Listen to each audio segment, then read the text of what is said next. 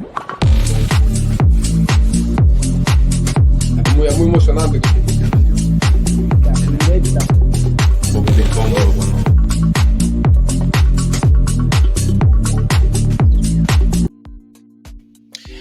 Hi guys, thank you for watching my YouTube channel. I'm Arving Gonzalez, and in this opportunity I'm gonna keep talking about the prospects who are going to be drafted in the LIDOM draft, the Dominican Winter League draft, which is gonna be next Wednesday. We are 2 days from now, and now I'm gonna talk about 3 more prospects, but I have a guest for that, and it's John Trupin from Baseball Prospectus. I already met him from Local Land, which is a blog focused on the Mariners part of the SB Nation community. And let me just stop talking and introducing. Welcome and thanks a lot for joining me, John. Thank you so much for having me, Arving. I'm very excited. I'm glad to be here. It's a lot of fun. So first off, you write for Baseball Prospectus, but you not only focus on the Mariners prospect, right? Correct. I cover the Northwest League, so it's the high single A level for Baseball Prospectus. So where I live in Seattle, so it's easy for me to go up to Everett and see the Mariners affiliates, but I get to see the Giants, the Blue Jays, the Rockies, Angels. So I get to see a lot of prospects and help them cover the whole league. Great. Also, it's good to let the people know that for the LIDOM draft, like the lowest level the players can be playing is single A or low A. By August the 1st, they make the cut, and all the players who are playing at least in low A, single A level are gonna be like able to make the cut and be available on the draft. For this draft is gonna be about 350 players, and only 96 are gonna be drafted. Since last season they put that limit, which is some way good, because like the main talent is gonna be drafted every class, and then the players have another opportunity to be in the draft. Like in this draft are gonna be players from the 2021 draft that weren't elected, and also there was no bonus for signing. It's not like MLB draft. It's just, let's say, for the 16th in the Dominican Winter League to have the rights for that player, so that players belong to them, and after that they can do whatever they want with him, like keep him, trade him, or the player also can become a free agent after this season. I think it was like 2 years ago that it was introduced, but let's go and stick to the point. And now we're gonna talk about 4 prospects that are from the Mariners. Let's begin with Jonatan Clase, which had pretty good numbers this season, as you can see in the screen. Let me just put it a little bit bigger, and yeah, let me just zoom in a little bit. Yeah, so 102 DRC plus, which is basically the offensive contribution, so 2% above average, and he had a lot of plate appearance, 499, and also here the deserved runs average. So those are kind of, let's say, not new, but I think that the common baseball fans is most familiar with like Fangraph stats, and not that much. And now, and before Baseball Reference and after to Baseball Savant, can you, like, real quick, just make a roundout on this? like the DRC Plus is? Absolutely. So for DRC Plus, it's deserved runs created plus, as you're showing on the screen there. And it's similar, like you said, to things like Fangraphs and Baseball Reference. They have WRC Plus, OPS Plus. The idea is to get all of the offensive, all of the things they're doing as a hitter into one number. And like you said, he's a little bit above average. But with DRC Plus, something that Baseball Prospectus does is they try and get more into that, into the recipe of, the formula. So part of that is looking at, okay, not just this league. So for Jonatan, he's played in Single A. So he has been in Modesto, which is in the California League, which is a very good league for hitters. Yeah, exactly. So, a lot of hitters, there are people who do very well in California League and don't do that well elsewhere. So, but for Jonatan, he plays in Modesto, where it's still good for offense, but their walls are like 15 feet high the entire way around. So if you're hitting home runs in Modesto, whoa, it's short. The walls aren't that far, but you have to get some air under it. It has to be pretty high. So it looks at those sorts of things, trying to really specifically understand. Okay, what was this player doing? And was there ballpark impact in them? What was the quality of the players? So you're looking at, Jonatan was 19 for most of this year. This was his age 20 season, but he was still very, very young. Yeah, it's below average, right? Yeah, absolutely. So how is he performing when he's playing pitchers who are 2 years, 3 years, 4 years older than him? You get a little bit more credit, right? If you get a hit off of someone who could just as easily be in AA. So it's more impressive. So that's the type of stuff that DRC Plus tries to look at, and a lot more. There's some very smart people who have spent a lot of time on the math. I don't want to go into standard deviation because it's going to be more complex. And let's just focus on this, and also in fielding runs above average, which is basically, as you can see on the screen, like defensive metrics, and also play-by-play rather than some basic. And this is like also adjusted. So having negative numbers is going to be below average, and the opposite, if it's positive and it's neutral, is going to be 0. So have you watched some games? I'm pretty sure a bunch of games of Modesto. How can you tell us, like, beyond the numbers, what you saw on Clase?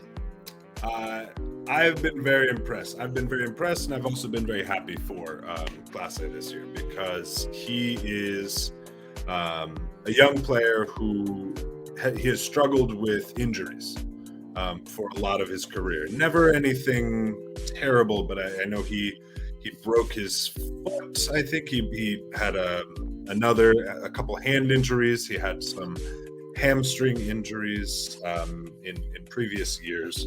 So this year he was able to be healthy almost the entire season, and we got to see how he can play. And what he does is he is probably the fastest player in the entire Mariners organization. Julio Rodriguez might argue the otherwise, but that's a lot saying. It's no exaggeration. He is incredibly fast, and you can see that in part in his statistics. Whether you're looking at the very basic statistics, right? He stole 55 bases this year in 65 attempts. And the Baseball Prospectus looks at sort of your base running grade. So that's, how much are you stealing, but then also how often are you, advancing extra bases, taking extra bases. Clase, very, very good at that. So smart base running and great ability there. The other thing that Clase started doing this year was he started switch hitting. So he had been only hitting left-handed for the first few years as a pro. I think he was a switch hitter as an amateur, but he stopped for a while and he started again and actually has been pretty successful. So that has been quite impressive. He added a good amount of strength, and I think he was hoping to show he could hit for some power because he's not very big. He's 5'9", 5'8", 5'9". But his nickname is Tanquito from among his teammates because he is little tank. Yeah, exactly. And he is. I've stood next to him. I'm pretty big. I'm about 6'3", but I would not mess with him. He is Absolutely. Yeah. So he's got a lot of muscle. Hit 13 home runs. Again, in California, doesn't necessarily say so much, but I think he hit I believe one of his home runs went 440, 450 feet. So he's a very serious. He's got a lot of tools. It requires a higher sweet spot percentage to hit homers there. Yeah. So that's a good sign from him. Exactly. Absolutely. I completely agree. And again, he was pretty patient as a hitter, which is not easy when you're a young hitter facing older pitchers. Sometimes that got him in trouble. He would be too patient, and then he would get behind in the count, and that's, I think, why he struck out maybe a little more often than you would like to see. But he also walked a lot, and when you're as fast as he is, you want to be able to walk. And if you're very fast and hitters and pitchers have to respect you because you have enough power to hit it over the wall, you're in good shape. You have a lot of things going right for you offensively. So I think that's the case for Clase. Do you think that for Clase, like we got away like his development, how his body tried finish the development process? So do you think he's the kind of prospect or player that can stay in his position? Yes. He's played mostly center field, and I think he can improve there. But what he can improve is experience. It's better, taking a better path to the ball. It's reading the ball a little bit better off the bat. His arm is fine. He made some mistakes that were mental, not physical, because again, when you're as fast as he is, I'm thinking about Mariners players because that's what I'm used to.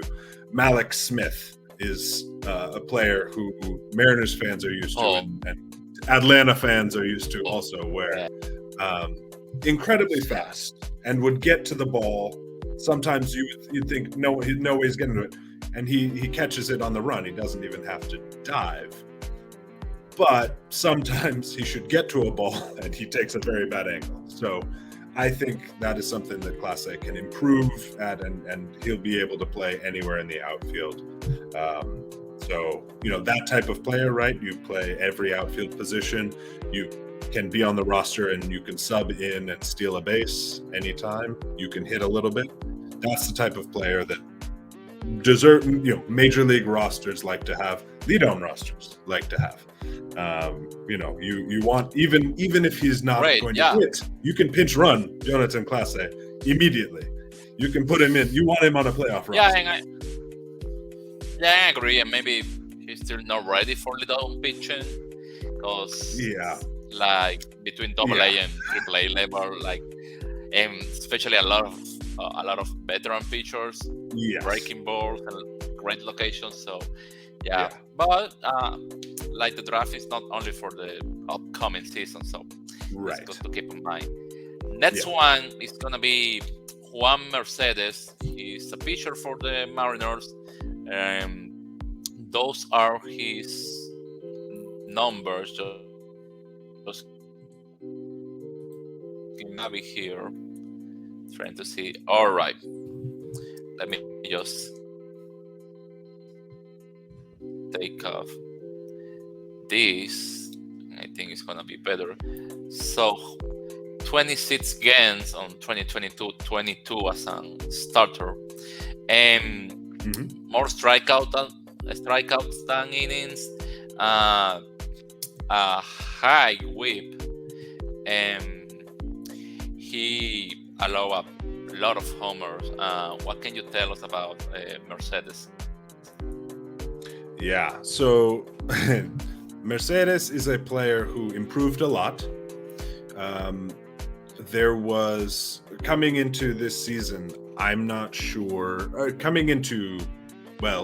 say this. Coming into last season, I did not really think Mercedes had much of a professional future. He was not striking players out.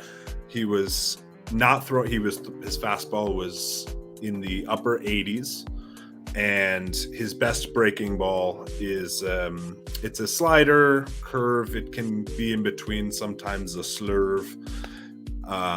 So I didn't necessarily have a lot of interest in him as a prospect. But between 2019 and 2021, during the season, or the lost season, Mercedes improved physically a lot. I think he put in a lot of work. His fastball is 92 to 95. And this is starting. This is as a starter. And his breaking ball is very impressive when it's outside of the zone. So he comes sort of straight over the top, and most of his strikeouts, he really uses his fastball and locates it very well. And then the breaking ball will keep hitters off balance. The home runs tend to come from when he falls behind in the count. He has to bring the fastball in the zone, and his breaking ball, it's good if it's low or if it's off the plate, but if it's in the strike zone, it can still get hit pretty well. So because it doesn't have that kind of rise, right? Right, exactly. It doesn't have a sharp enough bite yet. So Mercedes actually threw a no-hitter this year for High A Everett, which was he threw that the day before, or 1 week before, and then I saw him the next week, and he had a much worse time. So I felt a little bad, but it was still the same type of pitcher. He was very very much showing, he could get. He had a fastball that can get hitters out. And I think especially if he's used as a reliever in shorter outings, he's very mature. He's been sent up to higher levels than maybe he would be normally thought to be at multiple times. So they send him up to AAA to essentially substitute, because AAA, the Mariners had a bunch of people hurt, and they trusted Mercedes to go up and to pitch responsibly and to be effective. And he, for a 22-year-old who has never pitched in AA, who has barely pitched in High A, they sent him to AAA, and he did okay. So I think that said a lot about him, and from everything I've seen from talking to people in the organization, they think very highly of him as a person, and that is reflected in how hard he worked to improve himself into somebody worth talking about for this draft. Well, good to know. Great makeup. So that's something also teams are looking into there on the DR when drafting players. Yeah. And I don't know what the Mariners are doing, but they are doing something good, something right with relievers, because you can see what is happening. And of course that's a topic for another conversation. But yeah, like so many success stories this season about relievers, and that's he's in the right place. So let's go with another pitcher right now. Yeah. From the Mariners also, and I'm talking about Kelvin Nuñez, which Juan Mercedes teammate, and he's exclusively a reliever. Again, more strikeouts than innings pitched. Yeah. And a little bit high whip. Honestly, I have to check well to see if he's that above average. I'm talking about the whip, but and with the home runs, kind of similar to Mercedes, and also a high batting average, 281, and a bunch of, not that much, but I would say it's acceptable, like 19 walks in 67 innings, and also he's been through 3 levels since the Mercedes. Yes. They handled him quite similarly, I think. You're right to note that. For Nuñez, he has made some tweaks to have a delivery that actually reminds me of a couple players on the Mariners Major League roster. Specifically, he releases his pitches pretty low, but close into the body. So it makes his fastball, which is, again, sort of a similar speed, low 90s, but it comes in very flat and it stays high. So when it's up at the letters, hitters swing under it. When it's at the belt or lower, hitters swing right through that and send it flying. So, but I think Nuñez has a better breaking ball than Mercedes. His slider, it doesn't move a lot, but it moves very late. And so it's got this nice, sharp, late movement. And I actually think his changeup is a little bit better. He's a little bit smaller physically. Mercedes has a little bit more bulk, and that's why they're still using him as a starter. I think he has more stamina. But Nuñez does a very good job missing bats, and I think he got a little bit unlucky right at the end of the season. He gave up a few home runs, but I think it's not a bigger worry to me going forward. So I think he will miss enough bats to be a quality reliever in the years to come. Right. Nice insight. So let's finish with a hitter. We began with a hitter with Clase, and we're going to finish what? It's very special because there are only 11 catchers in the LIDOM draft list out of 350 players. Yeah. So we're talking about Freuddy Batista, which played between the Arizona Complex League and the California League with Modesto. It was only 4 games in the rookie level, and he's 22, and he had a really good OBP for a 22-year-old for a catcher, and 9 home runs plus 8 stolen bases, and I'm really looking forward to hear from him. Yeah, Freuddy is strong. he is a strong young man. When I was going back to review some of the video, because I'd seen him a few times, but wanted to make sure I was reminded. He hit a home run in Fresno, which is one of the other clubs. It's the Rockies affiliate in California League, and he hit it. It's about 400 feet to dead center field, and he hit it up the batter's eye it's out of the shot. It is it is destroyed. So he's a big young man. I think he is definitely taller than the listed number. They have him. Oh, sure. listed They as- usually yeah, make. which They is, usually made that like at the Yeah. beginning. Absolutely. No, I think he's at least 6'2". He is well built. He's got a good frame. A lot of players in the Mariners system have worked with Freddie because he was in Arizona.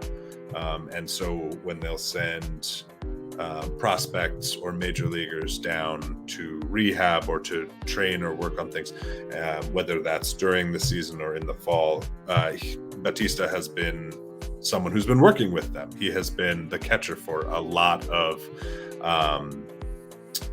the bullpens, and he has gotten a lot of compliments on his communication, on his management, on working with players, even players who are older than him, which I think would be certainly very important as a player coming into LIDOM and hopefully eventually growing into someone who can play.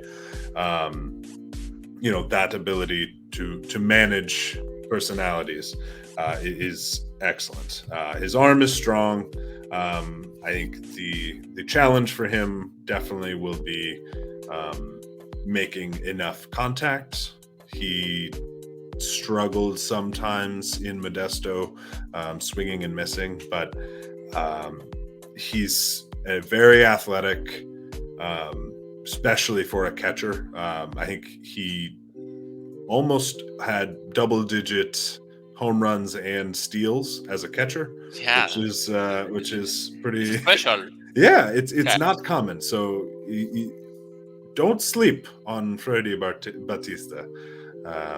Again, I think he's got a long way to go. I would not put him as a top level prospect by any means, but he is. I think a team could be very happy if they are able to take him. They could be very impressed with him for a long time. Yeah, and he came from also basically almost the same amount of homers on 2022, 2021 with 8 and 4 stolen bases and 7 on 2018. And what I like about him is that the nice OVP consistency. Yeah. So that's something really encouraging. Yeah. Something for Freddie, and I don't think it's personal, but he got hit with a lot of pitches this year. And he kept going out there every day. That was something that I know people talked about, was how tough he was. I think he led the team in being hit by pitches. I know he got hit 15 times this year, and I saw a few of them. That's a lot. I won't bet against 15 times, and that's a lot. Well, that was all. Thanks a lot, John, for joining me, and for you who are watching this channel, thank you for watching. If you like, you can subscribe, giving me a like, and also you can make any suggestion on the comments on what you want me to talk about, different topics, not only about a prospect or players. Also, if you thinking about going to the DR to watch some baseball games, I can make you like the how you say it? Not the payroll, but the travel guide. travel guide, all of that. The budget. That's the word. Oh yeah. The budget. That's smart. That's smart. Yeah. I can. Yeah, how many are the tickets? Like the transportation there if you want to rent the car. So some of the things that you won't find on Google. So thank you for watching this video, and again, John, thank you for joining me, and hopefully I'm gonna have you someday during the season. I cannot wait. Anytime. All right, guys. See ya.